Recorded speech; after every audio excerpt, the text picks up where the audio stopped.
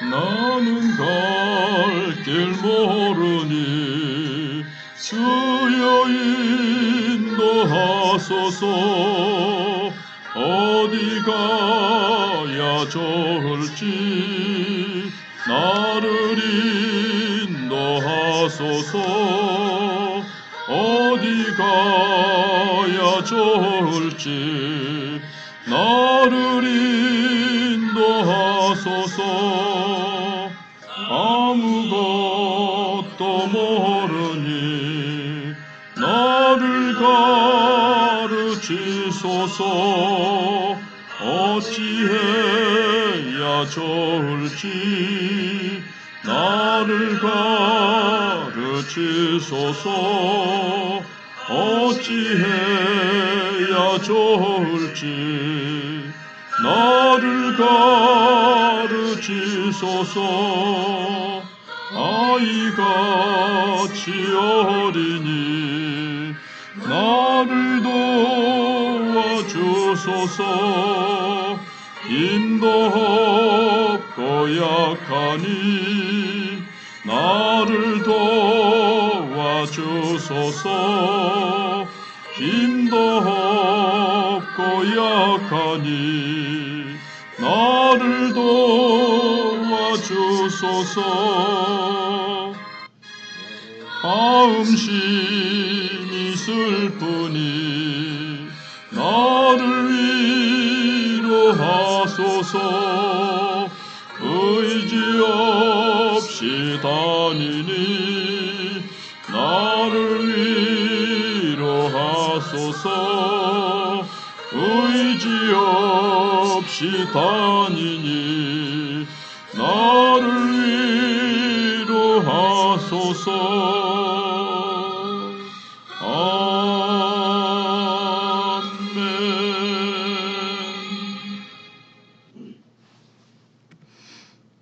하나님 말씀 다니엘 7장 15절로 28절입니다.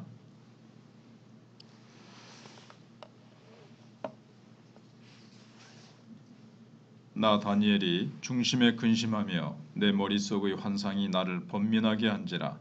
내가 그 곁에 모셔선 자들 중 하나에게 나아가서 이 모든 일의 진상을 물으매 그가 내게 말하여 그 일의 해석을 알려주며 이르되 그 내 큰 짐승은 세상에 일어날 내 왕이라.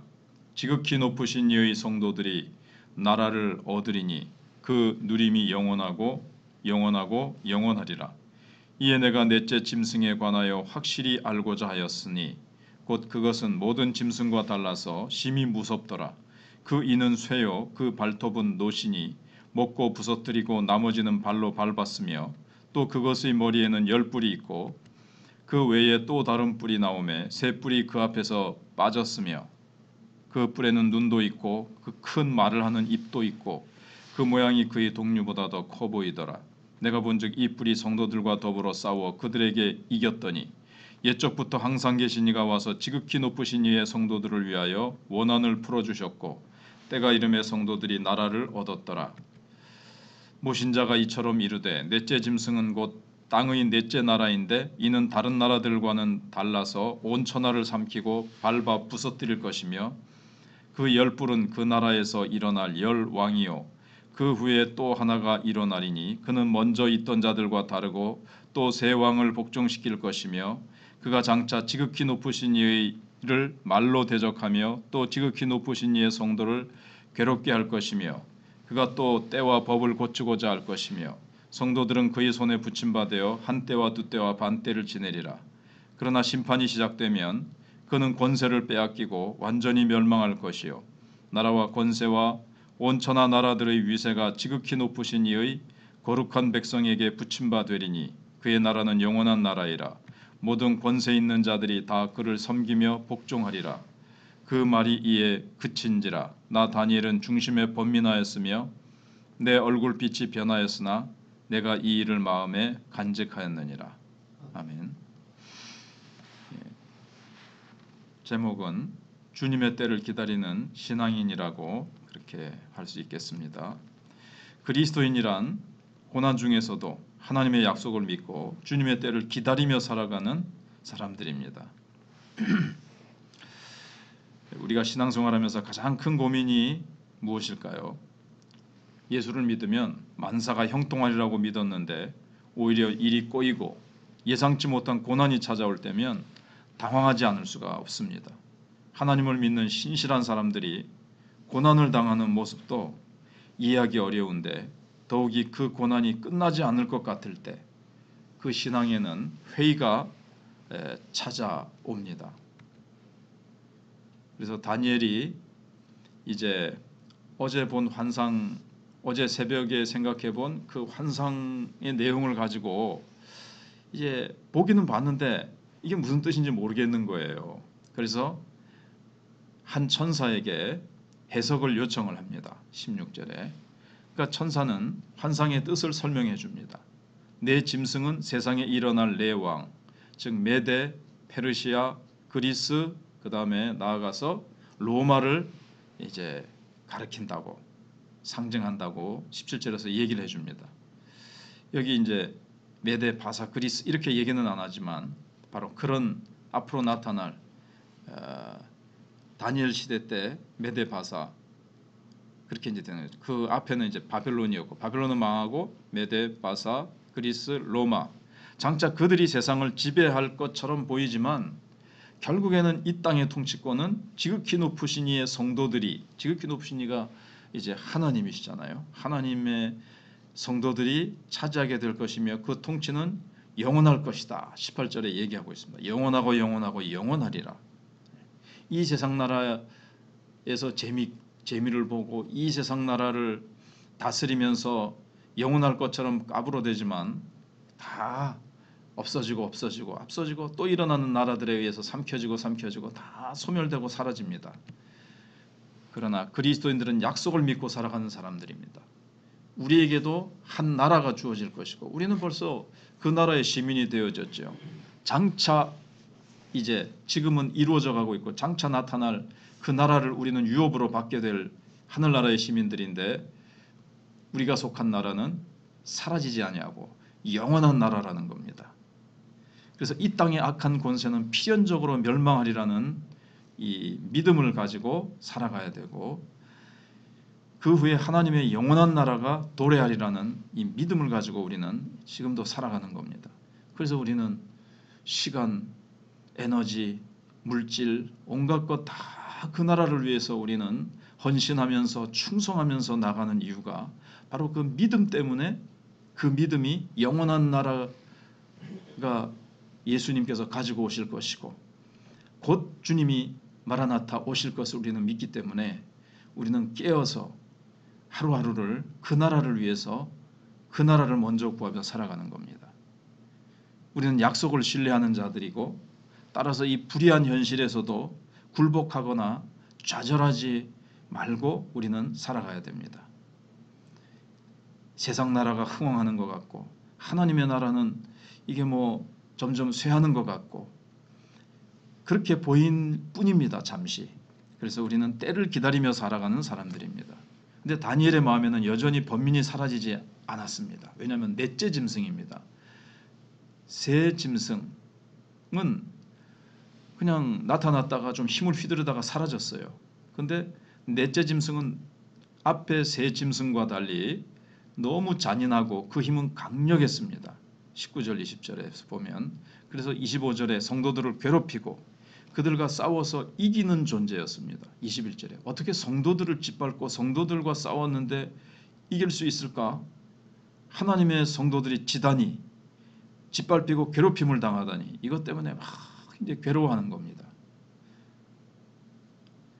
이 네 번째 나타난 이 짐승 한때 잠시 절대 권력을 가진 것 같은 거죠. 절대 권력을 가지고 성도들을 율법과 그 때를 막 뒤엎는 거예요. 때를 뒤엎는다는 것은 이게 이제 로마의 한 황제인데 역사적으로 실제 안티오코스 에피파네스인가 그런 사람이 로마가 정령을 해가지고 절기를 자기 마음대로 바꿉니다. 6월절 이렇게 지키지 마, 이렇게 지켜, 이렇게 지켜. 그러면서 막 그 율법과 때를 막 이렇게 뒤엎어 버립니다. 그리고 하나님의 백성을 막 이제 짓밟죠. 이게 그 당시에 예수님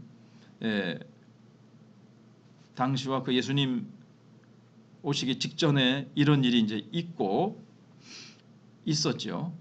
그런데 마지막 때도 바로 적그리스도가 이런 모습으로 나타나서, 그러니까 적그리스도는 예수님 당시에도 있었고 진짜 마지막 나타날 진짜 적그리스도의 모습을 이렇게 예표해 주는 겁니다. 그래서 성전에다 막 돼지 피를 뿌리고 그 다음에 그 성전을 막 모욕하고 자기가 그 성전 안에 들어가서 막 자기가 하나님이라 그러고 하는데, 그 신약 성경 마태복음 24장 읽어보시면 마지막 때 또 지극히 거룩한 곳에 가증한 것이 선다. 이 적그리스도가 나타나가지고 이제 그런 일들이 일어나게 될 것을 이제 사실은 성경학자들이 얘기를 하죠. 다니엘은 큰 충격을 받습니다. 영원히 회복할 수 없을 것처럼 보였기 때문에 그렇습니다. 하지만 절망적인 상황에서 낙담하고 있을 때 옛적부터 계신 이가 와서 지극히 높으신 이의 성도들의 원한을 이제 풀어줍니다. 셋대 반이죠. 한때 두때 반. 그러니까는 연도로 하면 3년 반인데 이걸 그대로 3년 반으로 볼 것이냐, 아니면 이것은 하나의 상징적인 또 표현으로 볼 것이냐 하는 겁니다. 아무튼 중요한 것은 때가 딱 정해져 있다는 거예요. 절대 권력자인 이 적그리스도의 세력이 영원히 하나님의 지극히 높으신 자의 성도들을 짓밟지는 못해요. 하나님이 허락하신 요 셋대 반이 찼을 때 짐승은 주님이 오셔서 멸망시켜 버리시고 성도들의 나라를 회복시키시고 세우셔서 22절에 영원히 이제 그 나라는 영원 무궁토록 하나님의 성도들이 사실은 고난을 통해서 정결하게 연단은 되어 정결하게 되는 하나님의 목적도 있겠죠. 아무튼 그것을 통과한 후에 영원한 영광을 이제 누리게 되는 겁니다. 결국 핵심은 제 아무리 절대 권력을 가졌다 해도 그들의 날은 정해져 있다는 겁니다. 그 후엔 성도들의 날이 됩니다. 잠시 짓밟히는 것 같고 잠시 패배하는 것 같으나 그것은 하나님의 우리가 이해할 수 없는 놀라운 지혜 가운데 하나님께서 잠시 허락하는 것인데, 그때 이제 우리의 믿음을 굳게 지키고 그때 타협하지 않고 굴복하지 않고 낙심하지 않고 회의 속에 절망하지 않고 반드시 주님이 곧 이 모든 악한 세력을 멸하시고 영원한 하나님 나라를 가져오신다라고 굳게 믿는 자는 결코 타협하거나 굴복하지 않고 그 믿음을 끝까지 지켜서 주님 오실 때에 정말 하나님 나라에서 왕노릇하며 살게 될 것입니다. 그래서 바벨론에 이어서 대제국의 강력한 통치가 이어지는 상황에서 그런 세상의 제국들은 반드시 망하겠지만 하나님의 나라는 영원할 것이란 성경에 이렇게 선언은 가히 그 당시에 우리는 이제 성경을 알고 있지만 그 당시에는 이제 혁명적이죠. 어떻게 저 큰 나라들이 어떻게 망할 수 있을까? 근데 우리가 이제 성경을 아니까 미국도 저렇게 크고 강대하고 무너지지 않을 것 같지만 지금도 많이 경제적으로 어려워지잖아요. 러시아하고 중국이고 다 언젠가는 다 사라질 나라들입니다. 그래서 바벨론, 메데, 바사, 뭐 그리스, 로마를 가지고 다니엘에서 말씀하고 있지만 이것은 하나의 실제 있었던 나라들이기도 하지만 이건 세상 나라들에 대한 하나의 대표적인 상징이고 오고 오는 모든 세상 나라는 다 멸망한다는 것을 보여줍니다. 그러나 우리 그리스도인들은 영원한 하나님 나라를 이어받게 되어지고 그 나라에 들어가게 되어지고 혼동 상태로 빠져드는 이 세상의 질서 한복판에서 우리는 이 믿음을 확고하게 정립해야 됩니다. 그리스도인은 이 땅의 잘못된 질서에 대해서 끊임없이 저것이 맞나 의심해야 되고 다가오는 하나님 나라를 꿈꾸면서 우리는 이 땅을 살아가야 되고 우리는 한 영혼을 구원하면서 그것이 바로 하나님 나라가 이 땅에서 조금씩 확장되어 가는 겁니다. 그래서 구원받는 사람들의 숫자가 영혼의 숫자가 다 차면 하나님의 나라가 완성되는 거죠. 그러면 주님이 재림하셔서 우리 모두가 다 새하늘과 새 땅에서 영원히 주님 모시고 영광을 누리며 살아가게 되는 겁니다. 그래서 신앙이란 약속을 붙잡고 하나님의 시간과 그분의 나라를 기다리는 행위가 바로 신앙입니다. 현재의 만족보다는 장차 올 하나님의 나라의 영광을 기다리면서 살아가야 됩니다. 그래서 로마서 8장 18절인 대로 생각하건대 현재의 고난은 장차 우리에게 나타날 영광과 좋게 비교할 수 없다고 한 이 말씀을 우리는 붙들고 고난 후에 영광이 있습니다. 그래서 지금의 고난을 잘 견디고 영광을 바라보면서 소망하면서 살아가는 우리가 되어야 되겠습니다. 기도하겠습니다. 하나님, 다니엘에게 보여주신 환상을 우리가 묵상해 보면서 세상 영광, 세상 부귀, 권력 다 일장춘몽과 같이 언젠가는 다 사라지게 될 것이고 세상의 모든 부귀영화가 부질없는 것이며 하나님, 그들은 세상을 천년만년 살 것처럼 영원할 것처럼 권력을 가지고 의시되지만 하나님의 나라가 결국에는 이 땅에 영원히 세워질 것이고 우리에게 주어질 그 영광스러운 또 영원한 하나님 나라를 우리가 유업으로 받은 자로서 약속을 붙들고 현재는 세상이 창궐하고 하나님의 나라는 눈에 보이지 않으나 하나님의 나라가 지금도 성령의 역사로 말미암아 땅끝까지 확장되어 가고 있고 이제 마라나타 주님이 재림하셔서 그 나라를 가져오실 때가 너무나도 가까웠는데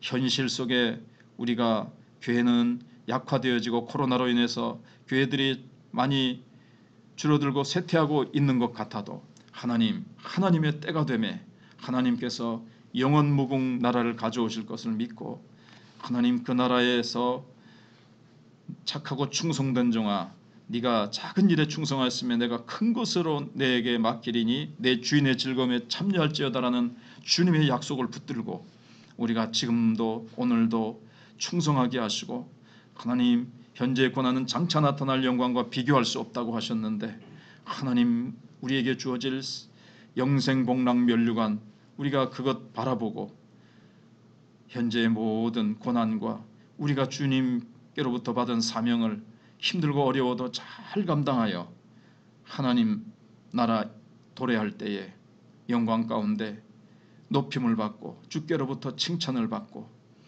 주님을 영원히 찬송하는 그 반열에 우리가 설 것을 믿고 오늘도 충성하는 저희들 다 되게 해주시기를 원합니다. 하나님 또 권사 투표로 인해서 세워진 일꾼들이 기도로 잘 준비하고 자신을 다듬으며 주님 앞에서 더욱더 하나님의 능력을 받고 또 내년에 있을 장로 투표와 또 장립집사 투표 또 보충하는 모든 투표들 하나님이 다 간섭하시고 사람은 이렇게 계획을 하고 이렇게 해가지만 하나님이 결국 세우실 자를 세우시고 하나님이 일꾼들을 만들어 가시고 연약하고 부족한 부분이 있어도 하나님께서 다 연단하시고 세워 가실 것을 주님 손에 올려드립니다. 교회 학교를 기억하시고 다음 세대가 잘 세워져 갈 수 있도록 우리 교사들에게 힘 주시고 하나님께서 은혜를 베풀어 주시기를 원합니다.